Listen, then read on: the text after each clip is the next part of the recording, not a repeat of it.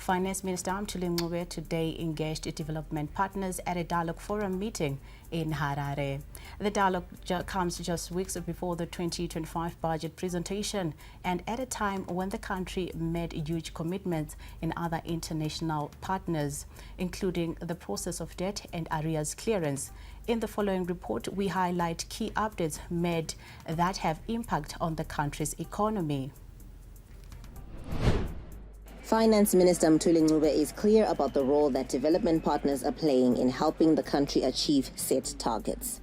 We expect your support in terms of resources and also continue our stance in terms of tight monetary policy and focusing on macro stability to make sure that development can occur. This comes at a time when government is set to release NDS2, the successor of NDS1, in a bid to further develop the country. The development partners and all key stakeholders will be consulted in this process.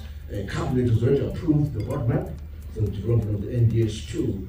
And again, we anticipate that you as our partners will be supporting the various, or be part of the various sector working groups. The finance minister said a successful development strategy will partly hinge on the debt and arrears clearance process. The successful implementation of such, he said, was critical, and the latest meeting on debt and arrears clearance was held this week.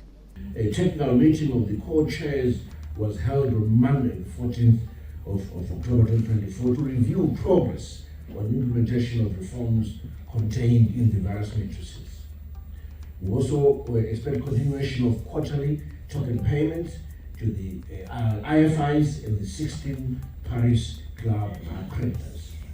The Finance, Economic Development and Investment Promotion Minister also spoke on the plans for a new land tenure.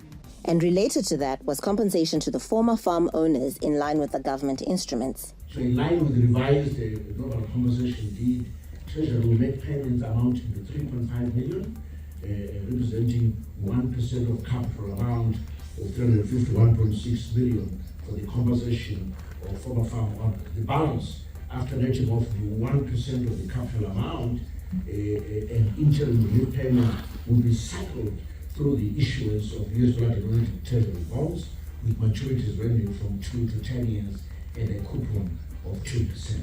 The finance minister has taken a stand ahead of the key 2025 budget. Issues highlighted today will be considered as the country maps the future for a better Zimbabwe.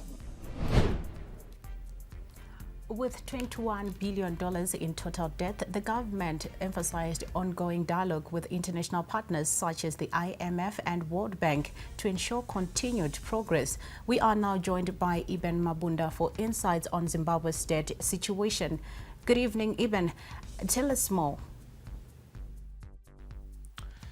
Good evening. Well, on Monday, the 14th, there was an important meeting, a multi-stakeholder meeting that involved the government of Zimbabwe, the Reserve Bank of Zimbabwe, Bankers Association of Zimbabwe, the United Nations Development Program, United Nations Economic Commission for Africa, the Swiss government, IMF, the World Bank, and several other parties that were part and parcel of dialogue in terms of how to address Zimbabwe's economic concerns, chief among the issues being the subject of debt. But there were three key pillars that formed the crux of what those meetings centered on. The first one being the land reform program and the compensation to former farmers. The second pillar there would be economic growth as well as stability, bearing in mind the staff monitor program that Zimbabwe has undertaken with Bretton Woods organizations, as well as the third one, which has been investment promotion.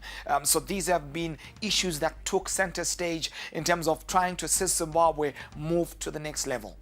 All right, Eben, we would like to know what's the status of Zimbabwe's debt situation? Yes, indeed, the debt subject is one that is of importance given the fact that Zimbabwe is sitting on a debt overhang of about 21 billion US dollars, according to the stats as at the close of June 2024, and with several billions, about 8 billion owed to multilateral lenders, given of course what is transpired to Zimbabwe's economy over the years. There have been challenges in terms of Zimbabwe being able to service some of these debts. Part of the 21 billion is about $3 billion to former farmers, the white farmers. Several other figures are owed to other institutions that had business interests in Zimbabwe, blocked funds over $2 billion, and several other categorizations of this debt. Now, what we do know is that Zimbabwe is advocating for some degree of debt restructuring, much as there are some token payments. I know about $20 million was set aside to the white farmers that were removed, of course, in the land reform program, and they're being compensated for the advancement that they did at those particular farms. So it's an ongoing conversation with Zimbabwe trying to re-engage and re-engage in the international community in as far as its debt overhang.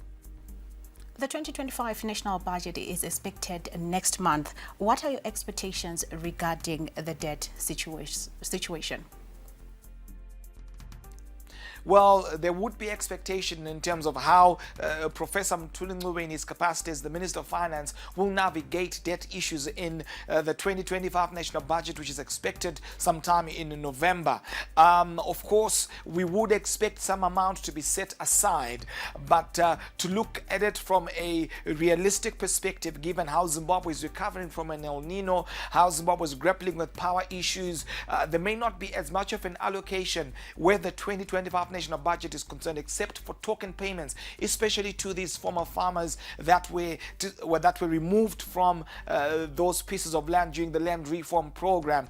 And so these are issues that we can expect. But again, the language, the key theme there is debt re-engagement, debt restructuring that Professor Mthuli Ncube has quite been adamant about, and as well as, of course, the staff monitor program, how the government of Zimbabwe is working with Bretton Woods organizations toward transforming the Zimbabwean economic narrative. Konapo ipapo ba ZTN Prime, DSTV channel 294, the place to be.